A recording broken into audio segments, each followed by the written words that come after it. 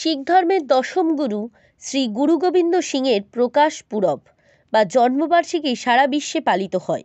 প্রতি বছর গুরু গোবিন্দ সিংয়ের জন্মদিন পালন করা হয়। প্রকাশ পর্ব বা শিখ সম্প্রদায়ের দ্বারা পাটনায় এবং সারা বিশ্বের উৎসব।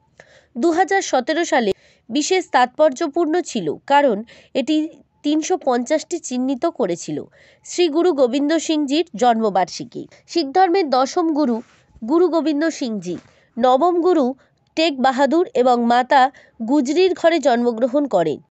পাতিবনিয়ার সমুদ্র সৈকতের রিসর্ট বালুচর, থাকা খাওয়ার সুব্যবস্থা রয়েছে, গ্রাম্য পরিবেশ। পাতিবনিয়ার জঙ্গলে রয়েছে বুনো শূকর হরিণ।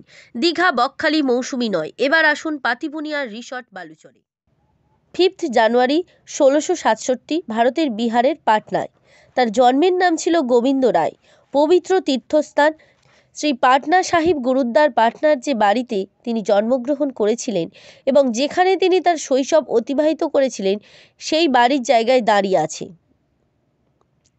গুরু গোবিন্দ সিংজি একজন মহান বুদ্ধিজীবী ছিলেন। তিনি তার স্থানীয় পাঞ্জাবি ছাড়াও ফার্সি, আরবি এবং সংস্কৃত ভাষায় পারদর্শী ছিলেন। তিনি শিখ আইনকেও আরও সংহিতাবদ্ধ করেছেন। বেশ কিছু কবিতা ও সঙ্গীত লিখেছেন। 1706 সালে দমদমা সাহিবে শ্রী গুরু গ্রন্থ সাহেবজির পুনর্রচনা করেন। দশম গ্রন্থ এবং সর্বলৌহ গ্রন্থ রচনা করেন। ধার্মিকতার জন্য প্রতিরক্ষার বেশ কয়েকটি যুদ্ধ লড়েছেন। তার সর্বশ্রেষ্ঠ অবদান 1699 সালে তার খালসা পন্থের সৃষ্টি। তিনি মহারাষ্ট্রের নানন্দে 21 অক্টোবর 1708 সালে যত মৃত্যু বোঝাতে ব্যবহৃত একটি সম্মানজনক শব্দ অর্জন করে। গুরু গোবিন্দ সিংজির সাহস, সমবেদনা এবং নিঃস্বার্থ সেবায় চেতনায় আমাদের সকলকে আবদ্ধ মূল্যবোধের প্রতি প্রতিফলিত করতে অনুপ্রাণিত হয়েছে। हमारा गुरुजी को जिन्होंने चादर चढ़ा के मेरे को बहुत आभारी किया है। माय हम्बल रिगार्ड्स एंड सत श्री अकाल जी टू यू एंड ऑल। हमारा बहुत माता बहने भाइये सब इधर है, बच्चा लोगों को लेके भी आई हुई है और हलवा भी चाप में है। मैंने देखा उसका स्मेल बाहर से आ रहा है। मैं तो हट गए।